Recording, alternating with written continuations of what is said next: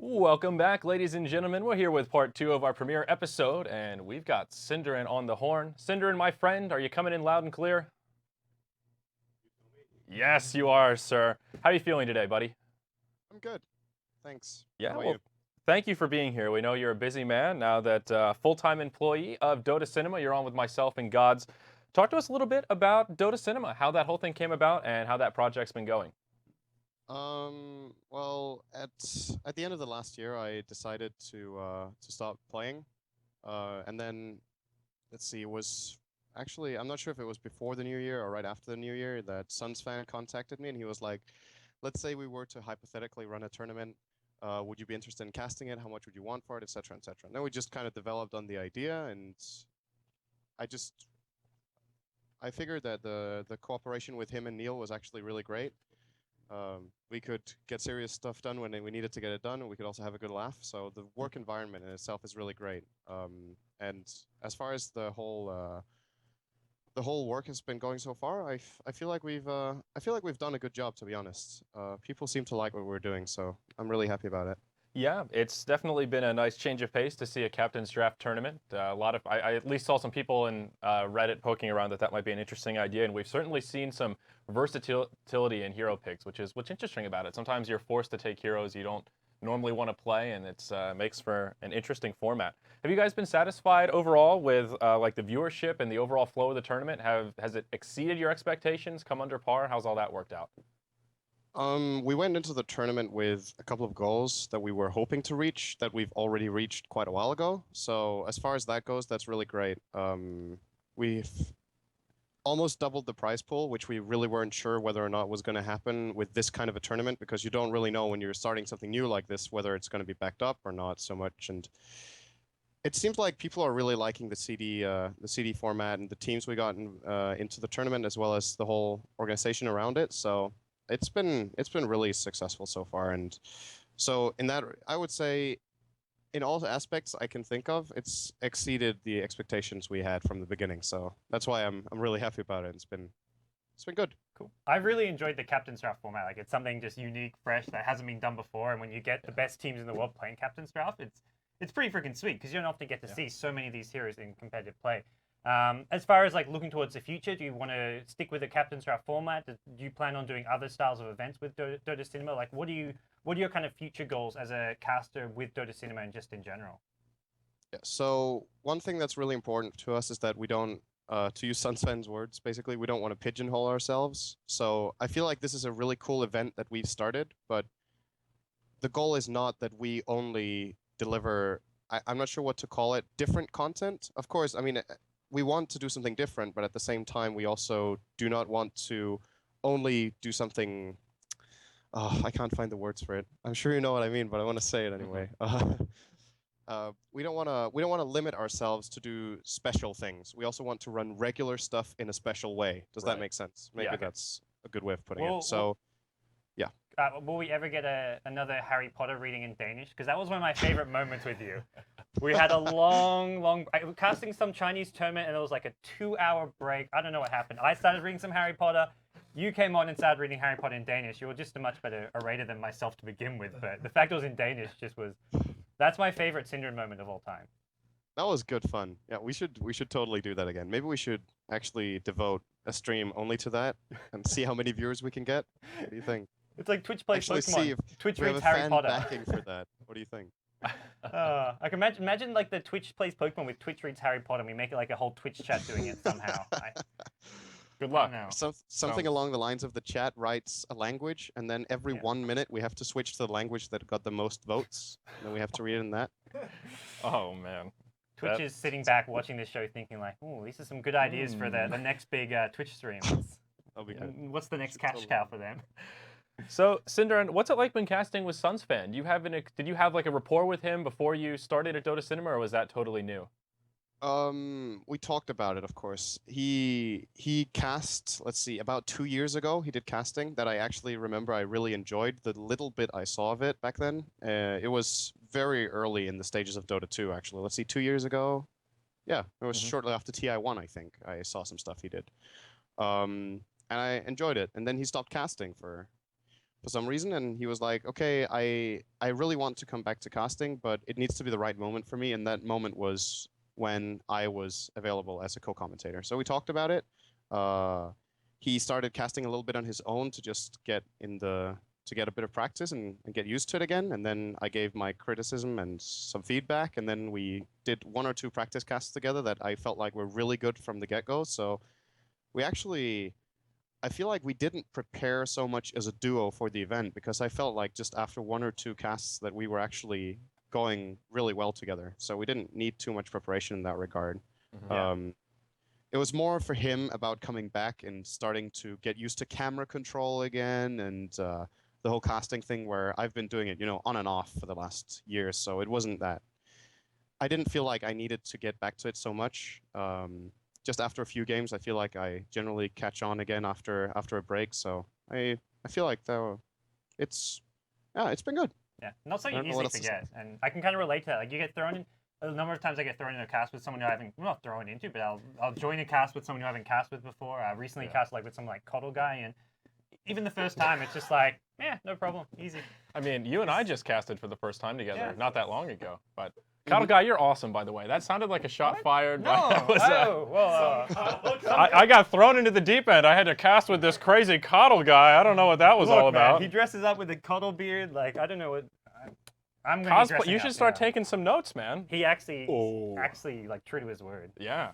Yeah, I was Ouch. about to say at least he dresses up when he promises it, right? Yeah, that's true. That's true. Exactly. So, Synderen, how's it been for you transitioning full-time from a player now to a caster? Is that something that you can really prepare for, or do you just have to kind of dive in head first? Have there been any unexpected speed bumps along the way? I feel like the one thing that has been, I don't want to say it's been very different than what I expected, but it certainly has been different, was the whole organizing aspect. Because casting, I knew what I got myself into, because I have a lot of experience with that from the past years, so I knew exactly what that was going to be like. But organizing and running a tournament was different from what I expected. The preparation phase was a lot of work. But I got the job done, and we got pretty much exactly what we wanted to set up with the tournament. So that was really successful with sponsorships, etc. So yes, that's probably the biggest difference as far as the way it goes with devoting my time to it. The time I would usually use on practicing is just time I'm using on planning, organizing, and casting instead. So in terms of total time used, I don't feel like there's too big of a difference, to be honest. It's just, yeah, it's in different, it's not in the same way dependent on the team, if you know what I mean. Of course, I'm running things with Sunsfan and Neil in particular, but it's not that you need to be 5 online at the same time to scrim. We can do work in preparation when the others aren't there as well to build it up. So I guess in that sense it's easier because you're not dependent on being all there at the same time. And then in other aspects it's harder because it's not just the team. You're more dependent on sources from the outside. And if they don't cooperate, or if they're late with their stuff, or if things are not running as effectively as you want, or if you're giving feedback back and forth and it's taking, days between every conversation you have, then suddenly things get delayed quite a lot. So that's kind of been a challenge to get things done on time, so that we were feeling ahead of schedule. We can empathize with that a little bit. It was a little bit of a scramble, perhaps, at the end to get everything together for this show premiere. So We were on time-ish. On time-ish, we did pretty well, but there were a couple sleepless nights for a few of our staff members. Our intern in particular, we've been hazing him quite effectively recently. Right now, LD getting LD wants abused. some recognition. Speaking of LD, he's manning the production desk today, Yeah. so he's not missing from acting. He'll be coming on the show a bit later. There he is. Yeah, there you go. Yeah. But yeah, we're going to move on to talk about a couple like kind of recent affairs that have been going on in the Dota 2 scene. Get Synderen's thought, kind of just discuss them ourselves. And the first big thing, which kind of happened recently, was actually Fluff and Stuff's blog post where he talked about the state of Team Liquid and his role as a previous captain. He kind of lost the captainship and then coming up. I guess firstly, he wants it back. He wants it back. Yeah. Yeah. What are your thoughts on the whole thing, Zairi? Well, Merlini and I talked about it quite a bit in the first game that Liquid played since Fluff posted that blog, and we had a little back and forth while they were drafting, and it was obviously a very emotional post. He was obviously in a very just distressed kind of state of mind, and even opens it by saying, I'm really feeling emotional right now. I'm just going to write this and post it. So I might regret this later. Is sort of his opener. There were certain things in there I think he probably should have kept to himself. Like I was secretly wishing my team would lose MLG Columbus. Probably wasn't the smartest thing to publicly declare, as his job is to be a competitor. You're kind of walking a thin line in terms of intentionally throwing. Not saying he did that, but still, you don't really want to put that notion in front of in people's heads. So I thought it was interesting, though, because it's not often we get to see that kind of raw indulgence into the psyche of a player. Most players are very quiet, conformed, and you have to go through the levels of PR within your organization. So this was kind of a rare treat, even though it was sort of negative. A rare treat to some extent, like with the fact that it's being like done through the blog form and just so open and honest. But it's almost like it's a very fluff and stuff style thing to do. He's done it before with blog posts, not. I've never actually met him, so I don't. Yeah, like he's like every now and then he'll write these deep blog posts, which are often quite insightful, somewhat philosophical, and it really is just kind of his personality. He's a very serious person to talk to, but very insightful guy. Sind, as like a captain previously, like how does this whole how does that kind of a blog post affect the whole team morale? Like, do you agree with what he did, or like, well, I guess you can't agree with all of it, but are there aspects of what he did that you agree with? I'm not sure exactly how much I agree with or disagree with, because I feel like I don't completely know the premise. So I have to admit, I didn't read the whole thing. I've read fragments, and I've read, in particular, the discussion that it started. That the discussion to me was more interesting than the post itself, because there seemed to be so much revolving around it, right? But what was the premise for him to step down as a captain in the first place? If I recall correctly, it was something along the lines of he needed kind of a break and he wanted to kind of reset and refresh his mindset. So they let TC take the helm. And then, as he put it, he never really reset the way he thought he would. So TC just kind of kept on drafting. And there was never really a team discussion about it. The premise was that he felt like there were no communication channels. That's why this was his, like, no one's listening to me. I don't know who to go to. My team's in peril, and I don't know what to do. So I'm just going to post this. Hopefully this will at least get some attention, and things can change, because what we're doing now just doesn't work. Yeah. We've also got Ben and as well as Brian back on. We want to hear Ben's thoughts as far as, like, as a former player. Well, most importantly, the reason why he stepped down was because they have poor results, and they wanted to switch things up a little bit. So do you agree with that? Do you think that a captain shift is necessary in order to improve things, or is that on the burden captain to kind of say, hey, I need to draft better, or hey, I need to get my members in line, or hey, I might need to recruit new players? What do you think about that? That was a question for me? Yes. Yeah. Okay, so I'm a little bit confused with exactly who's talking to who right now, but it's okay. I feel like, above all else, I think this is something that you do inside the team. That's my opinion on it, is that if you go out public with something, it's because it makes sense to make it public. And from how I interpreted it, he was getting kind of desperate with not even talking to his team about it first or whatnot, or at least not working it out correctly. And I feel like if you as a team cannot discuss these things, if you're having trouble, or if you feel like you need change, because let's be honest, they were on a losing streak that was really terrible. It was something along the lines of 20 games in succession or something that weren't victories, or almost something like that. It was really not going well. Then you look at it as a team, and you're like, okay, if we are actually a team and we like to play with each other and we want to continue to play as a team, then we find the solution together. If we have a problem in the team and we cannot resolve it, we talk about it, make it clear, and move on, rather than, okay, we all have a problem with the team because things are not working out, we're not winning, but we're not going to talk to each other about it, but rather just sit with each of our own problems, and then suddenly one of us goes out in public and opens up his part of the story, which is different from the one Balba has, which is different from the one Way2 has, and TC and whatnot. So, to me, what you do as a captain is, if something is wrong inside the team, and I don't feel like it's the captain's role in any regard to, he's the captain of the team for the sake of, I feel like the captain is more about the in-game, the strategy and the team building around how you play the game. But as far as being social goes, or working as a team in terms of personalities, I'm not sure the captain has more of a responsibility than anyone else, because it can be various things. Sometimes for that, it's better to have a manager who comes in from the outside and is like, okay, you guys, all that you've practiced for, all that you've worked for, and the way you play the game is not working right now. So this is probably a personal conflict. Then it's often good to get an outside opinion, I think. And that outside opinion is one you do not get really far from the outside, like a blog post to open to everyone, but rather you get someone from inside Team Liquid, for example, who helps you out. The manager of the team, for example, could have stepped in, I guess, and tried to find a solution. So I don't feel like the poor results or anything are more on the captain than anyone else. It's on the team, and the solution should be made by the team. Did that answer the question? Yeah, I don't feel like so. it's the captain. it was Ben's so- question. Yeah, So. I completely agree with you there. I think they should have kept it within the team, though. That's, yeah, it doesn't deserve to be out in public. Yeah, I mean, I would agree with that entirely, but at least now that like an extreme step was made, and even though the step itself might not have been the best way to go, they seem to be a little bit like stepping in the right direction at least. So the results Yeah. might be worth the kind of Yes. excessive means. To I me, guess. it's one of those things where if they tried to resolve it internally, had discussions, it may not have been as productive as how Fluff went about it. Not to say he's Right. justified and right in doing so, but it's like, hey, maybe end of the day, the end result is that he takes over the team. The team are going to have some resentment towards him maybe for making a post like that, but maybe they get in shape. Yeah, well, Ben and I had the privilege of casting their first game back, and they did win handily. They were the heavy favorites, but Ben mentioned during the cast he still wasn't too impressed with their play. Well, I think a lot of it has to do with the internal morale of the team. I think of it as a band-aid to the problem. Say, hey,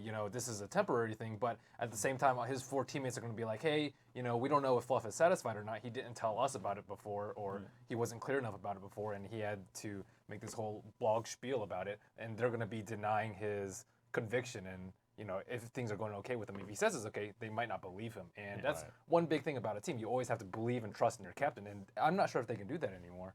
Yeah, well, that's one of the things he talks about in the blog of was it Team Fire, I believe, was his first team. Yeah. And he says that's what For Dota 2. was so great. Yeah, for Dota 2, that was what was so great about it is everyone really trusted each other. He said, I put my heart out there, so did they, and we had that, trust that we were always there for each other, and that's what made it a great team. So exactly what Ben is saying. That might be a little bit difficult for Team Liquid now, but I guess the ultimate test will be time. We'll see how the results are over the next month or so. That's the thing, like as public as Fluff's blog made everything about the team, there's still so much that isn't known. Like what's their team reaction to this? At this point, they're going to keep everything between themselves. They could be moving forward. It could be a whole positive atmosphere. So we can only speculate, which is where maybe things are looking really up for Team Liquid. I doubt the management are going to be that thrilled, but maybe they're moving ahead in a positive direction. I will say, I do like that as an organization, Team Liquid didn't take the blog down. Once it's there, it's not their style to try and hide it and take it away. Not that that would be probably that would be a the failed worst effort move anyway. you could possibly do. Just as an pointing out, I organization. like that they left it up, and their take was, we're not going to add any fuel to the fire. This is what's there. Theory craft away, folks. Have fun on the forums. Right. You're still visiting our site, so good job. They diffused the situation with their Esports Express article. Yeah, there you go. There you go. That was their political maneuver there. It's like let's turn the whole thing into a joke with some satire article about it. Not a bad way to do it. No. So one of the next things we want to ask you about, Synderen, is MLG. The big news recently is that Dota 2 will no longer be at the Anaheim event coming up in June. So kind of unfortunate. I'm disappointed now that we're pretty close to the Anaheim area. It's just sort of not the shortest drive, but it's kind of in our backyard. What's your take on that whole thing? Do you have any insight or bold opinions about Dota 2 not being at that big event? I think it makes sense. I think the main problem about this is that, from what I understood last year, there was supposed to be some sort of cooperation between DreamHack, ESL, and MLG, as a matter of fact, to avoid this kind of thing from happening. I believe there was some sort of a news post saying that they were starting an alliance together to make sure that they could bring esports to the next level. And then you get something like this, which is not directly a scheduling conflict, but certainly something where you could say, okay, they might not have spoken clearly enough with each other about what their plans were. I mean, DreamHack is pretty much set in stone when that is. That's not really ever getting moved. It's the same time every year, so there's no surprise there. But for ESL and MLG or for MLG rather, to suddenly end up in a sandwich is kind of, I feel like that's really unfortunate. Yeah. And MLG was also, that's the thing, MLG was also set in stone.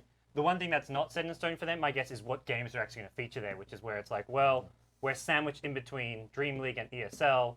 Teams expected to travel to Dream League, then to MLG, then back to Europe. Well, basically you go to Europe, to back to America, to Europe, and then back to America again for TI. It's just an impossible schedule to some extent. yeah, But so in a sense, if you say that MLG Anaheim is set in stone as far as time goes as well, then yes. I don't know if there's anyone who's to blame as such, because I feel like if there's anything to blame, it's lack of communication, to be honest, between the organizations and Valve. I think a lot of the problems stem from Valve announcing the dates for TI just so late, because that's where ESL said, oh, TI's then, and we've got to make our event in June, and that's where MLG's like, well, crap, now we're screwed. So it was a bit like a domino effect almost. And it's also tricky because how much can you do? There's, advertising rates, how a lot of these companies make their money off of hosting these big events is very seasonal. And that's a season when ad revenue is higher. And that's why you see a lot of events in the summer season, around August. So to some degree, everyone's fighting over these time slots because that's the prime time. And what do you do to counteract that? It's tough because ESL was like put in that bad position. And that, honestly, that's almost completely it. It's just because the ESL got moved up. If we want to go to a single reason why MLG had to get rid of Dota, it's because of the ESL date. Because if you're a big tier team, let's say you're Alliance, right, and you want to compete in these big 3 lands, but it's also a month away from the international. You want to boot camp. You want to, rest up a little bit, maybe watch some other teams, know what everybody's doing. If you're doing three-day big LAN events and you're going to be flying Europe, America back to Europe, you don't have time for that. So, like as we said before, the schedule was just too much, but it's just because of those 2 European tournaments. Well, my question is Valve to blame almost? Like, is there more blame to be put on Valve than ESL? I don't think there's any blame. No blame. Blame's the wrong word here, but I think are Valve as responsible for or more responsible for the issues than anyone else? It's hard to hate on Valve. Like, I'm not saying you should start hating on Valve, because that to me, hate on them. Well, it's one of those, like, we're getting to that point if you need some sort of an organization, an arbiter, someone that organizes things. But then the question is, well, who is the person without a conflict of interest that can do it where everyone is at least semi-happy because everyone's fighting over the best time slots? And I guess you can make a case that if there is anyone best suited for that, it is Valve. Who else will do it? It certainly wouldn't be MLG, certainly wouldn't be Dream League. Everyone has their own vested interest, as they should, as a third-party organization. So that's where I think some blame could lie on Valve's shoulders. They're the only ones in that position. Well, blame and logistics aside, as far as like the Dota 2 community goes, like, what's your opinion, Synderen, as far as like, what does MLG mean to the Dota 2 community? Like, is this going to be a big loss looking forward? I mean, I imagine Dota 2 comes back to MLG, but like, what's the actual loss here? Well, the loss is the tournament, basically. I don't feel like it's any more or any less, whether it's MLG or DreamHack or ESL. I mean, if you imagine either of the others would have been canceled instead of this one, I would have considered the loss pretty much the same, with the one exception being, for the ESL, it's really a big story that it's in a football stadium, and if that becomes successful, then I feel like that would be a huge success for Dota 2 moving forward for that story alone. But apart from that, the tournament itself and the teams that would have been there is definitely a loss. And judging from how well MLG Columbus was organized and how great that tournament was, I don't have a single doubt in my mind that this would have been a great tournament. The one thing that's important for me is that, okay, there was a scheduling conflict, we have a problem. The one thing I just want to happen for the future is that the organizers communicate with each other so it doesn't happen again. And then I'm sure MLG, they also said it publicly that they want to continue working with Dota 2, both at MLG events and on their platform MLG TV. So for them, it's a blow and it's really unfortunate, but they are continuing the work with the game. And to me, that's, it's one event in the sea of many to come and of the development of the game. So in the grander scheme of things, it's not the hugest loss. Of course, it sucks for MLG to not have this one event, but I mean, they just need to look forward and make sure they get the next events organized in a way by communicating with with the other organizers, as well as Valve to make sure this just doesn't happen again. Yeah. Okay. I'm cracking up laughing because Demon's locked out. He's trying to get here. He's here, but we forgot. We told him to come on in, but we forgot to unlock the door. So Demon's outside. It's the gate to the little community. Oh, the gate. Oh, biscuits. So, Demon will be coming on in the next segment. Little teaser here, guys. It looks like he's arrived at the studio. Synderen, my friend, though, I really want to thank you for your time. I know you're a busy man. Do you have any shout-outs, closing thoughts you want to give? I want to give a shout-out to Sunsfan. And he told me before I was going on the show, he said, "Good luck on the show, bro. I expect to hear some compliments about my bowels and how I shit myself before every cast." So that's got to be my one shout out for this. Fair enough. Yeah. Does he actually do that? Like he says, Sin, like we're preparing for the cast, he's like, "I'll be right back. I just gotta go let my bowels go." He really has a thing for taking a shit before every single cast, actually. It's kind of weird. Okay. And he's The funny thing is, and I know the guy, so I know it's true. It's not because he's nervous. He's like, I'm not nervous, but I do not know why my body wants to do this every time. But it's kind of a fun story that. Well, there's something to Yeah. be said for rituals before cast. It is something I know Day 9's talked about a lot, like getting yourself trained, whether it's a taste, a sense, some sort of a sensation to get your brain warmed up for casting or talking or whatever that ritual is. And well, I Getting your guess ass warmed up shitting for fits the casting. bill. I never thought about that one in particular, but My ritual is crawling out of bed. crawling out of bed. Not fixing your hair. Thank you so much, Synderen. We appreciate your casting, Yes. and we love Pleasure. your opinions. Yeah, keep it up, man. Hopefully we'll get you on again in the future. It's always good to hear some insight from our friend across the seas. Thank you guys. Have fun. Yeah, Alright. cheers. So, guys, that wraps up part 2 of our premiere episode here. And don't go anywhere because we've got a lot of other good stuff coming up next. Is that somebody's poking our curtain back there? I thought we might have a straggler pop on. So we'll have another break here, and we are going to get Jimmy mic'd up, and then we'll have Demon joining us here on the set. Don't go anywhere. In the Studio resumes after this short break.